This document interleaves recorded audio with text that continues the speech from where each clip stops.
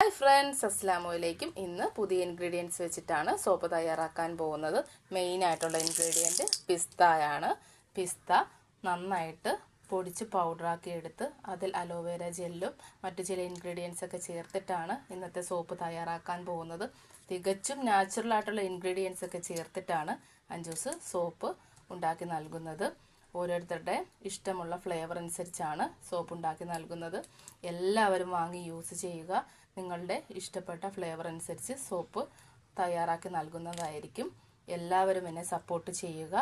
നിങ്ങളുടെ അഭിപ്രായങ്ങൾ മെസ്സേജസ് ആയിട്ടും കോളുകളായിട്ടും എപ്പോഴത്തെ പോലെ തന്നെ എന്നെ അറിയിക്കുക. നന്ദി.